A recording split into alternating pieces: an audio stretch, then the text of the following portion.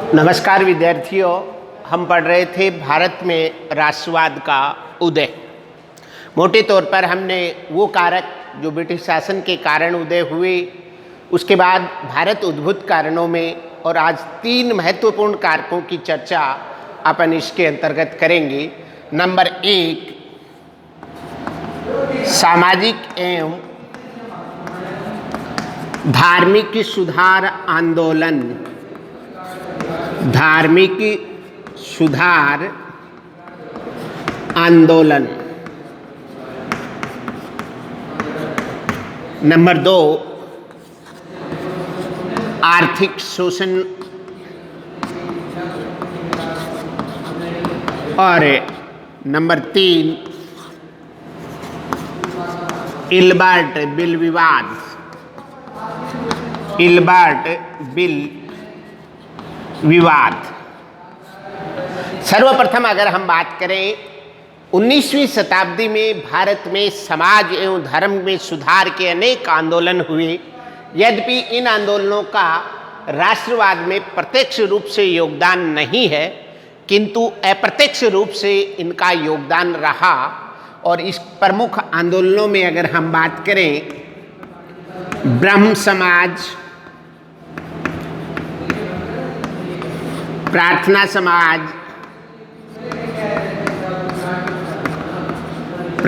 समाज, theosophical society,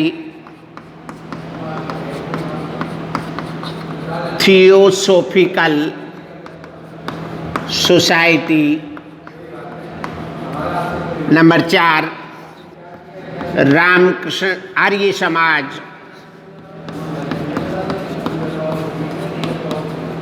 और number 5, Ramakrishna Paramhans mission.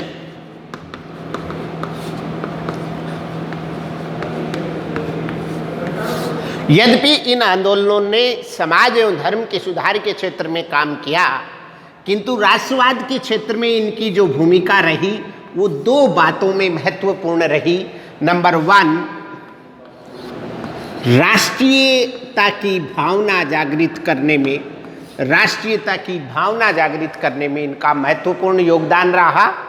दूसरा, व्यक्ति के अधिकारों के प्रति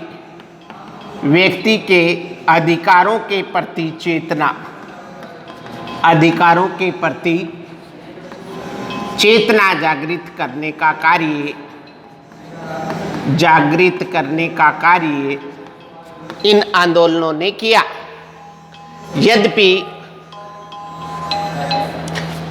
इन आंदोलनों के माध्यम से इनका मकसद समाज और धर्म के क्षेत्र में सुधार, जो कुरीतियां, अंधविश्वास आ गए थे, जातिवाद, अशिक्षा, नारी शिक्षा के क्षेत्र में कार्य इन आंदोलनों ने किया। लेकिन राष्ट्रवाद के क्षेत्र में अगर बात करें तो नंबर 1, राष्ट्रीयता की भावना का संचार किया।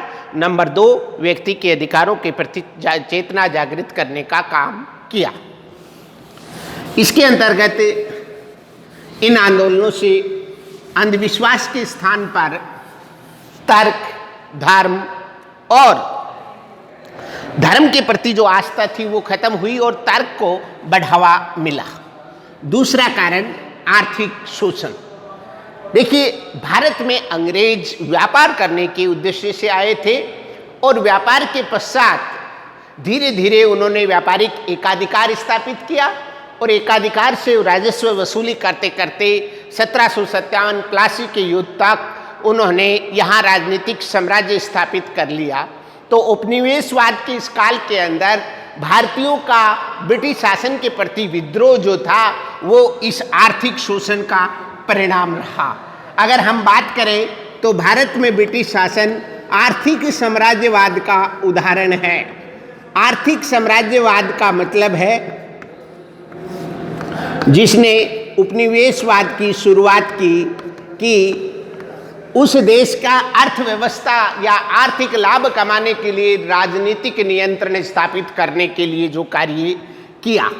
और इस बात को उठाने वालों में दादा भाई नौरोजी अग्रणीय विद्वान थे सुरेंद्रनाथ बनर्जी, सुरेंद्रनाथ बनर्जी, फिरोज शाह मेहता, फिरोज शाह मेहता आदि, इन तीनों विद्वानों ने भारतीय राष्ट्रवाद को जो मुख्य कारक माना, इनका मानना था ब्रिटिश शासन द्वारा भारतीयों का आर्थिक शोषण। आप इसमें देखेंगे दादा भाई नौरोजी ने राष्ट्रवाद के संबंध में एक थ्योरी प्रतिपादित की, धन निष्कासन का सिद्धांत, धन निष्कासन का सिद्धांत। दादा भाई नौरोजी ने ये बताया कि किस प्रकार से अंग्रेज अपनी अर्थव्यवस्था के चक्र जाल बुन करके भारत के धन को ब्रिटेन पहुंचा रहे हैं। सबसे पहले आप देखेंगे उन्होंने किस रूप में बताया। पहले नंबर पे भारत के अंदर ब्रिटिश सेना में और प्रशासन के अंदर उच्चस्थ ब्रिटेन के जो पदाधिकारी थे, उनके वेतन के रूप में मिलने वाला पैसा भारत के राजस्व से दिया जाता था, तो ये पैसा इंग्लैंड पहुंच रहा था। दूसरा, सेना पर खर्च होने वाला व्यय, सेना पर व्यय जो खर्च होता था वह, और तीसरा जिस महत्वपूर्ण बात को हमें समझना चाहिए वो कि ब्रिटिशर्स ने आयात शुल्क बढ़ा दिया।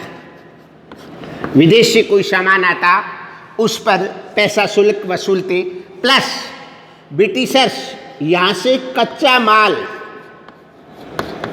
पर निर्यात शुल्क घटा दिया, तो भारत का कच्चा माल वहाँ जाने लगा। विशेषकर भारत के अंदर सूती वस्त्र उद्योग था, उसको नष्ट करने का कार्य आयात शुल्क बढ़ा करके अंग्रेजों ने किया। इसके साथ साथ अंग्रेजों ने जो प्रक्रिया अपनाई विऔद्योगीकरण की, छोटे छोटे जो उद्योग थे, कृषि आधारित लघु उद्योग, हस्तशिल्प, इन उद्योगों को नष्ट किया और इस चक्कर से अपनी अर्थव्यवस्था के माध्यम से भारतीय अर्थव्यवस्था को तहस नहस करने का काम किया। भारत में बेरोजगारी बढ़ती गई, गरीबी बढ़ती गई, जिसके परिणाम स्वरूप उनको सस्ता श्रम मिलने लगा और भारत को उन्होंने कच्चे माल के उत्पादक और तैयार माल के बाजार के रूप में देखने का काम किया। इस आर्थिक शोषण में तत्कालीन समय में हम देखते हैं लॉर्ड लिटन द्वारा दिल्ली दरबार का आयोजन, रिपन की दमनकारी नीतियां, इन नीतियों से भारतीय विक्षुब्ध थे और भारत का ब्रिटिश शासन के प्रति विद्रोह का भाव बढ़ता गया और धीरे धीरे राष्ट्रीयता की भावना का संचार हुआ। तीसरा जो तात्कालिक कारण माना जाता है वो है इल्ब्रिट बिल। ये बिल ब्रिटिश पार्लियामेंट द्वारा लाया गया था और इस बिल के माध्यम से ये प्रावधान किया गया था कि भारतीय भी ब्रिटिश नागरिकों के मुकदमों, भारतीय न्यायाधीश भी ब्रिटिश नागरिकों के मुकदमे की सुनवाई कर सकेंगे। सॉरी, किंतु यूरोपियन ने इसका विरोध किया और ब्रिटिश पार्लियामेंट ने इस कानून को वापस ले लिया। अब देखिए इस इल्बर्ट बिल का प्रभाव क्या पड़ा। भारतीयों ने ये जाना कि किस प्रकार से यूरोपीय जातीय भेदभाव करते हैं और उनकी एकता के आगे ये ब्रिटिश पार्लियामेंट झुक गई और इनमें एकजुट होने की भावना का संचार किया। और इसके बाद में हम देखते हैं कि भारत के अंदर एक राष्ट्रीय नेतृत्व उभर कर आया और भारत में भारतीय राष्ट्रीय कांग्रेस की स्थापना होती है। 1857 की क्रांति के बाद राष्ट्रवाद में जो सबसे बड़ा डेवलपमेंट होता है वो भारतीय राष्ट्रीय कांग्रेस की स्थापना है। भारतीय राष्ट्रीय कांग्रेस की स्थापना के पश्चात हम देखते हैं कि भारत की एक लंबी लड़ाई 1885 से लेकर देश आज़ाद होने तक राष्ट्रवाद की समस्या निरंतर बनी रहती है। राष्ट्र निर्माण के रूप में आज भी भारत चुनौतियों का सामना कर रहा है और ये विभिन्न चरणों से गुजरता हुआ इस स्टेज तक पहुंचा है। तो हमें अब जानना है कि भारत का राष्ट्रवाद किस रूप में, किन किन धाराओं में, किन किन आयामों में विकसित हुआ, जिसको हम कहते हैं उदारवादी राष्ट्रवाद, उग्रवादी राष्ट्रवाद, क्रांतिकारी राष्ट्रवाद और जन आंदोलन, जन राष्ट्रवाद। यानी उदारवादी राष्ट्र शुरुआती कांग्रेस, बाद में 1907 में कांग्रेस में फूट पड़ जाती है और कांग्रेस नरम दल और गरम दल में विभाजित हो जाती है। लाल बाल पाल एक अलग धारा का वैचारिक आधार पर अलग नेतृत्व है, लेकिन इस वैचारिक भिन्नताओं के बावजूद सबका उद्देश्य राष्ट्रवाद को मजबूत करना, राष्ट्रीयता की भावना को बढ़ाना था। Thank you. अगली क्लास में हम पढ़ेंगे भारतीय राष्ट्रीय कांग्रेस और उसके माध्यम से कांग्रेस के डेवलपमेंट और राष्ट्रवाद को हम समझेंगे। Thank you.